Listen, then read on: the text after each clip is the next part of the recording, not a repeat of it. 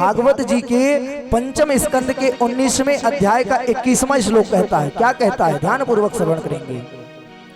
अहो अमीशां किमकारि शोभनम प्रसन्नेषां स्वविदुः स्वयं हरि ए जन्म लब्धं न सुभारताजिरे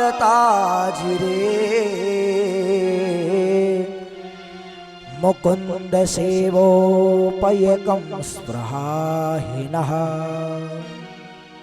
अर्थात ध्यान पूर्वक सुनेंगे, इसका अर्थ होता है, देवता कह रहे हैं।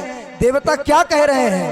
देवता कहते हैं, अहो इस भारत भूमि में उत्पन्न होने वाले मनुष्यों ने ऐसा कौन सा पुण्य किया है, ऐसा कौन सा पवित्र साधन किया है जिसके कारण उन्हें यहां जन्म प्राप्त हुआ। बताइए, देवता कह रहे हैं कि अहो इस भारत भूमि में उत्पन्न होने वाले मनुष्यों ने कौन सा पुण्य किया है, कौन सा ऐसा साधन किया है, कौन सा पवित्र कर्म किया है जिसके कारण उन्हें यहाँ जन्म प्राप्त हुआ है, जिसके लिए हम सदा तरसते रहते हैं। नहीं, देवता तरस रहे हैं यहाँ पृथ्वी लोक में आने के लिए, इस भारत भूमि में आने के लिए। आगे क्या कहते हैं? ना यत्र वैकुंठ कथा सुधापगा न साधवो भागवतास्तदाश्रया न यत्र यज्ञेशमखा महोत्सवा सुरेश लोकोऽपि न वै ससेव्यता।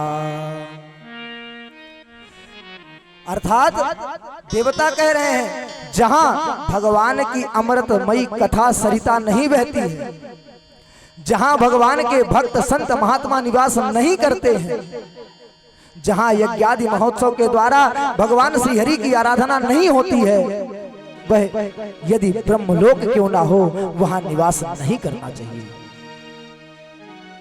स्वर्ग का सुख भोगने के पश्चात यदि हमें कुछ पुण्य शेष बचे हों, देवता कह रहे हैं, ध्यान पूर्वक श्रवण करें, कितनी बात, बड़ी बात कह रहे हैं। कहते हैं कि यदि स्वर्ग के सुख को भोगने के बाद यदि हमारा कुछ पुण्य बच रहा हो, शेष बच रहा हो, तो हम भगवान से यही प्रार्थना करेंगे कि हमारा जन्म भारत भूमि में हो, जिससे हम अपना कल्याण कर सकें। आखिर ऐसी क्या बात है इस भारत भूमि में?